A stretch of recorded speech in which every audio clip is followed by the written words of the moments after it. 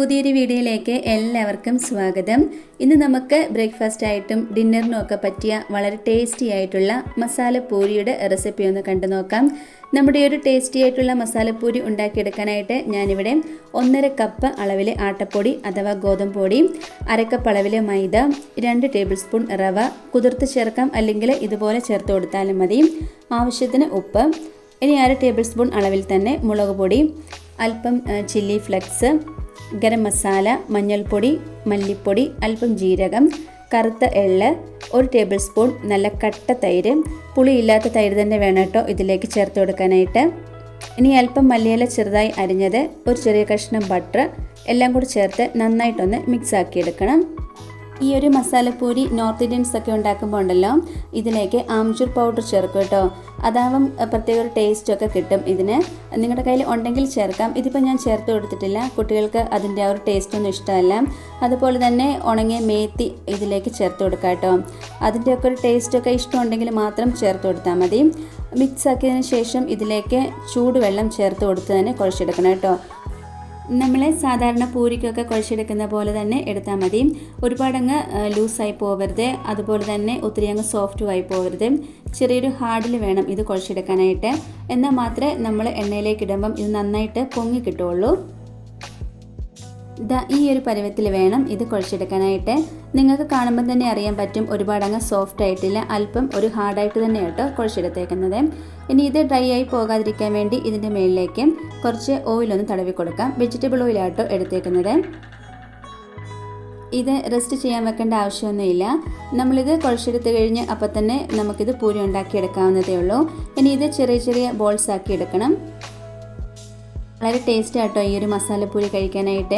പ്രത്യേകിച്ച് ഈ ഒരു തണുപ്പ് സമയത്തൊക്കെ നോർത്ത് ഇന്ത്യൻസൊക്കെ കഴിക്കുന്ന ഒരു പൂരിയുടെ റെസിപ്പിയും കൂടെ ആട്ടോ ഇത്. ഇതിപ്പോൾ ബോൾസ് ആക്കി എടുത്തിട്ടുണ്ട്. ഇനി ഒരു റോളർ വെച്ചിട്ട് ചെറുതായിട്ടൊന്ന് പരത്തിയെടുക്കണം. നിങ്ങൾക്ക് എത്രയാണ് വലിപ്പം വേണ്ടതെന്ന് വെച്ചാൽ അതനുസരിച്ച് പരത്തിയെടുക്കാവുന്നതാണ്. ഞാനിപ്പം ഈ ഒരു വലിപ്പത്തിലാട്ടോ ഇത് പരത്തിയെടുത്തേക്കുന്നത്. ചെറിയ ഒരു കനത്തിൽ തന്നെ വേണം ഇത് പരത്തിയെടുക്കാനായിട്ട്. ഈ ഒരു കനം തന്നെ വേണം, എന്നാലേ നന്നായിട്ടിത് പൊങ്ങി കിട്ടുള്ളൂ. ഇപ്പം എല്ലാം തന്നെ ഇവിടെ റെഡിയാക്കി എടുത്തിട്ടുണ്ട്. ഇനി ഒരു കടായി അടുപ്പത്തേക്ക് വെച്ച് അതിലേക്ക് ഓയിൽ ഒഴിച്ചു കൊടുത്ത് നന്നായി ഒന്ന് ചൂടായി വന്ന് കഴിയുമ്പോൾ നമ്മൾ റെഡിയാക്കി വെച്ചിട്ടുള്ള ഓരോന്നും ഇതിലേക്ക് ഇട്ട് കൊടുക്കാം. ഹൈ ഫ്ലെയിമിൽ വെച്ചിട്ട് തന്നെ വേണം കേട്ടോ ഇത് കുക്ക് ചെയ്തെടുക്കാനായിട്ട്.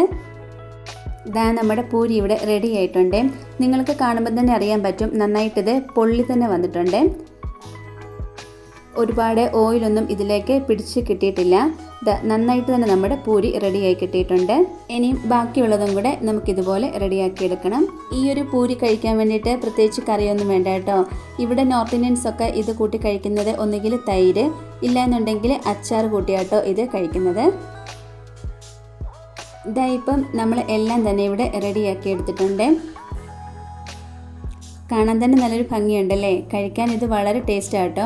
കാരണം നമ്മൾ ഈ മസാലയൊക്കെ ചേർത്ത് കൊടുത്തേക്കുന്നത് കൊണ്ട് ഇതിന് കറിയൊന്നും വേണമെന്നില്ല. ഇത് കറിയില്ലാതെയും നമുക്ക് ഇതുപോലെ തന്നെ കഴിക്കാവുന്നതേ ഉള്ളൂ. ഞാൻ ഇതിൻ്റെ ഉൾഭാഗം ഒന്ന് പൊട്ടിച്ച് കാണിച്ചു തരാം കേട്ടോ, എങ്ങനെയാണ് വന്നേക്കുന്നതെന്ന്. പുറമെ നല്ല ക്രിസ്പി ആയിട്ടും ഉൾഭാഗം നല്ല സോഫ്റ്റായിട്ടും കേട്ടോ ഇത് വന്നേക്കുന്നത്. കുട്ടികൾക്ക് ലഞ്ച് ബോക്സിലൊക്കെ കൊടുത്തുവിടാൻ പറ്റിയ സൂപ്പർ റെസിപ്പി ആട്ടോ ഇത്. എല്ലാവരും ഇതൊന്ന് ട്രൈ ചെയ്ത് നോക്കണം കേട്ടോ.